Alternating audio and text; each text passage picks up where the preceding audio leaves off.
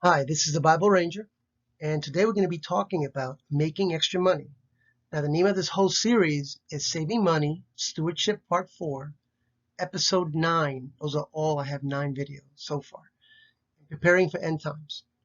So let's get started. Now, don't let a good mind go to waste. And what I mean by that is, if you're not chained down to mindless television watching or useless internet, obviously it's not this.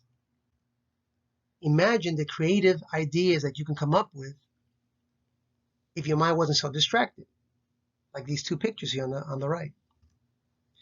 I'm going to give you some ideas. I'm going to start you off, but let your mind muse, and then you continue the list by yourself and with your spouse. Okay, let's make some extra money. Now, number one, your job is the number one wealth making engine that you have. So if you can work overtime in your job, that's going to be awesome, and that's going to help you build your wealth. Keep it, keep it up, keep it going. But that extra money, don't spend it on extra stuff. Put it first to your debts and then later on to building wealth. Two, part-time job like pizza delivery, Uber driver, something to make extra money. Yard sales. If you have surplus stuff around the house that you don't need, do a yard sale. And you can supplement this when you run out by actually going to auctions. And we can talk about auctions later on. Just auctions alone, the stuff you buy from there at good prices, you can supplement that and sell them in yard sales and garage sales. Get a roommate. Make sure, of course, you get some references. You don't get a wacko. But you can make an extra like $600, I would imagine, renting a room. Number five, live on rice and beans. That could be literal. I don't mind rice and beans. I love it. But figuratively, just basically don't live expensive. I mean, don't buy expensive foods out there. Look for something less expensive, and that way you can save the extra money. Six, bring a bag lunch to work, and that alone can save you at least $160 a month. Seven, save all your change. Oh, I like this one a lot. Let's say you have like a glass jar gallon, um, just a jar basically. And once you fill that jar up, it's about $450. Like the way it works is this. First of all, you're spending cash in whatever you're buying. And then if it comes out to $1.01, you don't give them the 1 cent. You give them $2. And that 99 cents in return that you get for change, you put it right in that jar. If it costs $1.99 and all you have is a penny left over, put the penny in the jar. But whatever change you get, don't donate it. Don't do anything with it. If you're going to donate something, donate a whole dollar. Don't donate your change. Put that change in that jar. That jar is going to be heavy, very heavy when you finish with it, but it's going to be about $450, which of course you're going to put it into debt or savings, whatever you need at that present moment. Eight, learn a new skill or new trade. I mean, then sell your services, or you can trade your services for something else like bartering. These skills they're valuable. That's what businesses are. People that do AC, they have a skill to fix AC units, and they're selling you their services basically. So you have the right to do your own thing also. Number nine, you can buy a whole chicken and you can cut it up yourself, or like my wife said, you can, if you're in Publix or something, you have to ask them. They're not going to say, "Sir, would you like me to cut your chicken for you?" No, you take it to the butcher. They'll cut it up, and this will be less expensive because you're buying the whole chicken, not a specialized breast cutting or wing cutting.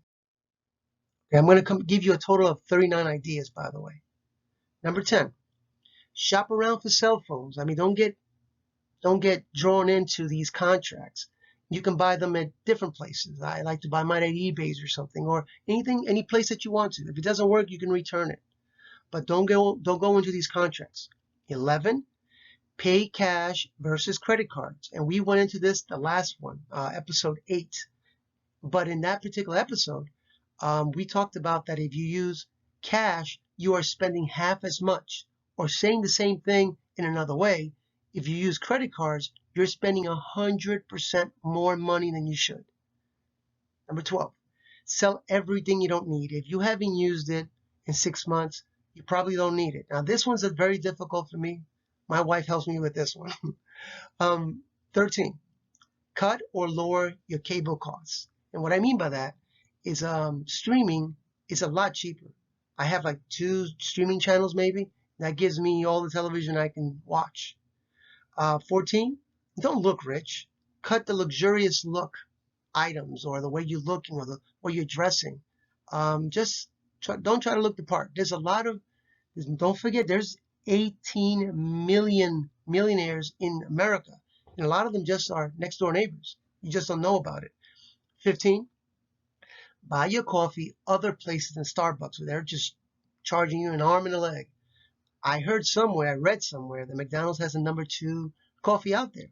It's supposed to be pretty good or really close to Starbucks. And if that doesn't work out for you, maybe you can spill your coffee in your lap and sue McDonald's. I'm just joking. But own your frugality, okay? Change your mindset. If people are calling you cheap, go with it. Yep, I'm cheap. I'm not cheap with myself. I'm cheap with myself, but I'm not cheap with others. I still donate and give to other causes. Cut your sodas and your fake juices. And what I mean is those concentrated juices. And, I kind of grew up with just drinking water. So when my kids were growing up, I gave them all kinds of juices, but they weren't the best juices around. Substitute it with lemon water or salt water, and we'll be talking more about that. Yes, salt water. There's a lot of benefits to that. We'll be talking about that when we get to the health sections really, really soon. 18, buy quality versus cheap. And what I mean by that is those big iron pots and pans, they'll last you forever. You can pass them down to your next generation. But they cost a little bit more. I buy mine in yard sales. More money ideas. Continue. 19, start a business. Believe it or not, lawn work. I know it's hard work. Usually, if you're younger, maybe you can do these. Gutter cleaning or leaf blowing. Americans don't like to do this. So when you go up to the person's house, have some kind of business card you can do for less than $10, and you give them a price. Don't get wishy-washy. Well, maybe $20, maybe this. Give them a price. I do this job for, and I'm making this number up, $29.95. And believe me, there'll come a time whether they say yes or no. Then leave them the card, and there'll come a time where they'll actually call you. And by the way, to do those things for lawn work, obviously you'll need a lawnmower and maybe a weed whacker. And for leaf blowing, you need a leaf blower, of course. And for gutter cleaning, a ladder. So it's not a lot that you need to have involved. 20. Should I borrow from my 401k? No, don't borrow from that. If you happen to lose your job, you have 60 days to pay it back, or you're going to owe taxes on that. Not only that, but you're going to owe 10% for early withdrawal. So don't borrow from your 401k, even though they say that you're borrowing from your own money. It's not worth it. Almost in every case, okay? All right. Sell on Craigslist, eBay, or similar companies out there where you can get rid of your surplus. One person's junk is another person's treasure. That is a true statement. Stock photos royalty. I don't know too much about these, but like photos that I use here, somebody's getting paid for that. I don't know who, but there are photography services out there that you can look up. You can look them up. I think one of them is called iStock Account, and find out if you're one of those people that want your faces out there. That can work out for you. Start a blog if you're good at this. If you're good at a particular subject. A YouTube channel. I can tell you that it's not easy. In my case, it's not easy. I have to put a lot of research in there, but some people they make a lot of money in it. All right, 25. Become an expert at a particular strong point that you have and start teaching it. And somehow, there's courses out there you can do, or some people will pay you for that. Cancel magazine subscriptions and clubs that you're not using. You haven't gone in a long time, or start going, but do something with it. Sell the contents if you have something in a storage. I've known people that have things in storage for years. I mean, furniture, like, why are you not using your furniture? Now you can sell your furniture, and now you can cancel the storage fee that they've been charging you for this whole time you've been using it. 29. Buy jewelry at a reputable eBay store. I'm not advertising for eBay. I'm just familiar with them. I've dealt with them for many years. And if it's a reputable, place, you can buy jewelry for so cheap. Jewelry and plants, they have super high markups, okay? people die, people get divorced, people don't want their old jewelry anymore, and they're willing to sell it extremely cheap. It's a good place to buy some stuff like that. Buy from auctions, mostly household goods. It's really good. We've done a lot of that ourselves. Sell your expensive car. And I talk about this one a lot, and I will talk about this more in about a couple of minutes. But buy a good car, from $2,000 to $5,000. Get a mechanic to check it out. Give him $100. It's worth it. Just to let him tell you that, yep, this car is sound. Could you be taking a chance? Yes, it's possible, but most of the time this will work really well for you. 31. Once you have a used car, you'll have lower cost insurance for the car, and you can raise your deductibles. I'll talk about that in a second. Cut your husband's hair and your children's hair. You notice I didn't say your wife's hair because you're not going to win that battle. So let her get her hair cut. All right, and you get your hair cut and your child's haircut. 33. Shop for lower term insurance, which is life insurance, okay, and lower house insurance. 34. Raise your insurance deductible. Since you've been hearing my other series about getting out of debt, you should have an emergency fund. And since you have an emergency fund, your deductible used to be, as an example, $200. And now you can raise it, let's say, to $500, maybe $300, maybe $400, whatever you can take a hit on. And that'll lower the cost of what you're paying. Most people, when something happens in their household, let's say a small little fire or something, they don't even put a claim in anyway. So raise your deduction, make sure you can take the hit, make sure you have your emergency fund. 35. Shop at yard sales and ask them, is this the best you can do? Don't get super greedy, but just see if you can bargain a little bit. 36. Ask yourselves before I buy something, do I need this? Many times be like, no, I don't really need this. 37. Shop for your family at the thrift store. Yeah, they have new stuff in the thrift store. They might take a little longer, but you can leave a shopping cart full of stuff for cheap compared to going to even Walmart and places that don't even charge a lot of money. 38. Stay married. That's really important. Okay, first of all, I know a lot of marriages out there are breaking up, even in Christian marriages. Work it out. I believe, and there's a stat somewhere I've seen like 30, 40 years ago that said if the couple prays together, they study the Bible together, they give and take, the marriage will heal. God will heal that marriage, and you'll build a bridge of forgiveness in there.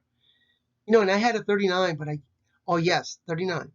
I'll have to say this one. I didn't have time to write it down. But don't eat out as much. And by not eating out, you actually save a lot of money. Just not all the time, but just sometimes. Especially if you're in debt, don't eat out at all. And once you get out of debt, you can start that again. Oh, there it is. There it is. All right. What about debt consolidation?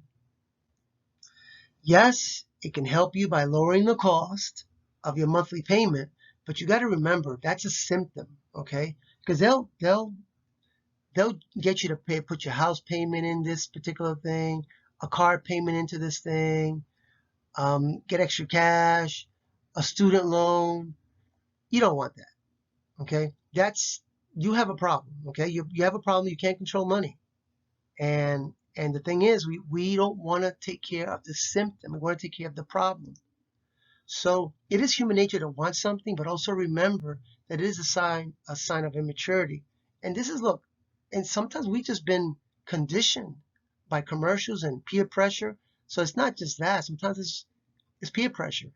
But I recommend not to debt consolidate, but pay your debts off individually, smallest one first, and that's in one of my get out of debts. All right, so you got to learn to hate debt. Because it does steal your dreams, and it's like a thief in your family's income. It's exactly what it is. All right, time is your friend and your enemy. Like this young man here, he's throwing away all the things that are distracting him, like Facebook and too much cell phone and too much music. I don't know what he has here, but he's concentrating on his studies. That's his job. Our job is to know how to save more and make more money. All right. If you waste time, it will cost you, as you're going to see in the next few incredible slides I have to show you. Now, our goal here is to make $100,000 at the age of 65 at 12%. And I will show you later, future episodes, how to make that 12%. Most times. And if you're 25 years old, all you have to save monthly, all you have to save is $10.21. That is no money. This is basically 30 cents a day. Now, if you had hard times, or you just didn't know from ignorance, or you started really slow, this whole savings process, now you got to save triple the amount at $32, triple the amount, greater than 3 times.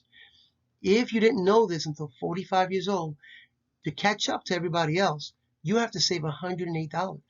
It's still attainable, $108, which is more than 10 times what you would have saved at 25 years old. Now you're 55 years old. Now you have to save $446, which is not easy, but that is over 44 times what you would have saved if you were 25 years old. So this is one way that time could be your enemy. But if you start early, 25, time can definitely be your friend. This is a quote from Albert Einstein. It says, compounding interest is the 8th wonder of the world. And it's abbreviated, but he who understands it earns it, and he who doesn't pays it. And that's really, you need to dwell on that a little while. It's pretty intense comment that he has there. Albert Einstein, he's pretty credible. I think we all know who he is. All right, in this graph down here, you see this man here at 25 years old. He started saving at 8%, as this graph says, 8%, and he saved $1,000 a year just for 10 years. After 10 years, he stopped adding into it. And this person here, person 2, did not start at age 25, but started at age 35 and started with $1,000. For the rest of the time between 35 and 65 is 30 years. He continually put $1,000 in there while this guy stopped after 10 years, and the first guy ended up with $157,000, and the second person that started 10 years later but continued to add money only had $122,000. This is what I'm telling you. This power of compound interest is incredible if you start early. For example, these are things that you can also do. If you drink soda or some kind of drink other than water, let's say it's $1 for mathematics sense, okay? $1, and I think this was 40 years, I don't remember, 40 years of working years between 25 and 65.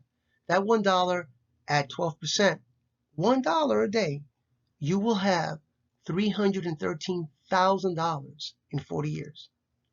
If you're a cigarette smoker, and the average cigarette, because Hawaii is like $9 and something, it's like $7.50. I can't even believe that. But if you smoke 1 pack a day for 40 years, and you did not smoke it, and you put that money into savings, you're going to save $2.3 million. That is about the average lifetime money that a household makes in America.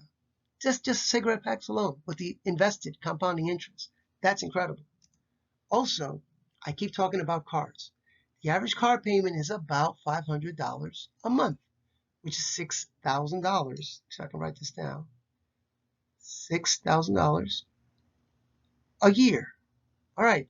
Now, if you invest this every year, you're going to end up for 40 years, $5.2 million. Now, that new car is not that important anymore, as you can see that. This is because we started late in life. We knew about this. I knew about this very early in my life, but circumstances happen, a lot of layoffs, horrible jobs, stuff like that. This helped a lot. And because of not buying new cars, it really cut a lot of years off for us. Okay, so you do what you want. I'm just letting you know. Cutting off this new car payment really helps a lot. All right, let's check out this incredible slide here. In the old days, the IRA used to be $2,000 a year. Not too many years ago. So this person at 19 years old 19 years old, started investing all the way to about 26 or 27. Then he stopped.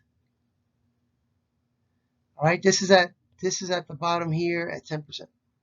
These charts here are 8, and this one here is at 6, I believe. Hard to see the numbers; they're kind of small. But anyway, person number 2, at about 27 years old, started investing $2,000 for the rest of his working life.